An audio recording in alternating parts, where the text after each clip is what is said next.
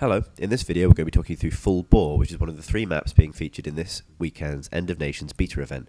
Full Boar is a co-op map, and it's a co-op version of a map that will be available later on called Resource Hog. In this map you've got to race to collect a certain amount of resources before enemy AI forces are capable of destroying key locations throughout the map. You see we've started off here by placing defensive emplacements around one of the 2 factories on the map, which are both really useful for eventually gaining the map super weapon, which is a map-specific super weapon that is capable of taking off a boss enemy that you'll see us have trouble with later. But the real key thing in this map is claiming these capture supply points, because this is what helps your supplies tick up fast enough to beat the timer and win the map. We're playing as the Liberation Front faction, and we're kind of massing our forces together here to get these resource points really quickly. Now as we move south, you'll see us going for one of the first victory points to try and prevent the enemy from spawning faster than we can handle them. This is really important also, and it's a good idea to kind of stick together at the start, especially for the Liberation Front, who are a little bit slower, a bit more based on heavy armor and kind of really locking down areas.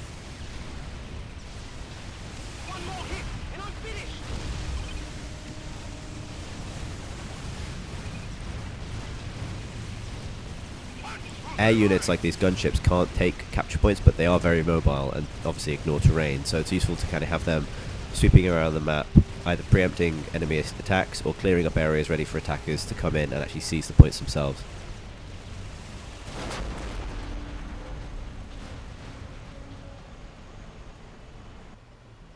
And moving ahead a bit, we've gotten to the south. We're going to take another drop zone, move in here and try and prevent more enemies from coming in. This drop zone isn't a capture area at the moment, but it will be later on, so it's kind of useful to kind of have some forces ready, and particularly have the resource point to the west of here taken, which is where we're going to go now.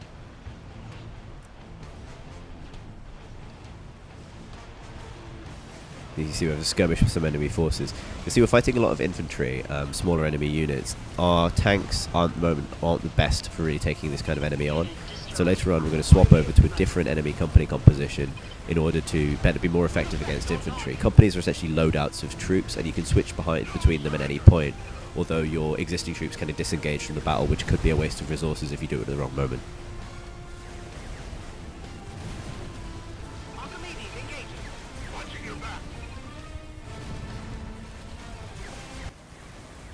Now, this is what happens about halfway through the map. This is why you want that map super weapon. This kind of oidal area in the middle of the map is eventually kind of overwhelmed by enemy forces, and you'll lose it as a spawn point. And what's worse, you get attacked by this massive tank. Now this is a problem. You can't hurt it with normal weapons, as this slightly passive-aggressive man is about to tell you. And although it might be... here we go.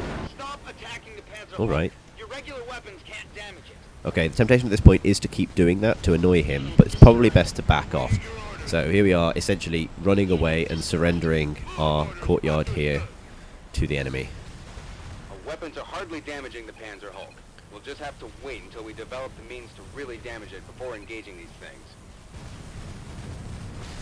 So at this point you have a couple of different options. The Shadow Revolution, who are a lot more mobile, can use their mobility to their advantage and sweep around the map, taking different points and kind of never really locking down one area for too long.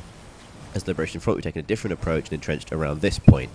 I, by this point, have switched over to an anti-infantry loadout, redeployed my turrets, so we're using a repair point in the middle to kind of keep our troops on their feet.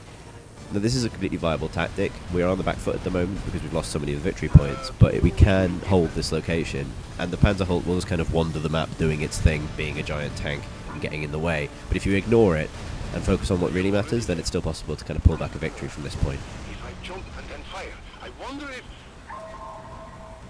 orders received. And as you can see, starting to make progress, taking advantage of this massed infantry, get some flamethrowers in there, wipe them out.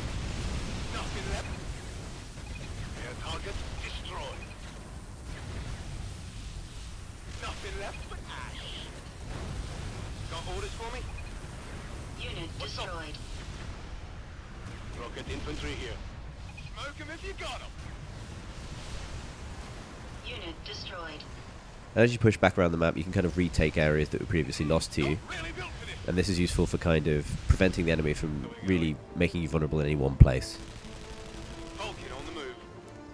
And with a little bit of work, you can pull back a victory even against a massive Panzer Hulk tank. Thanks for watching, and check out our other End of Nations videos for more on the maps in this weekend's beta.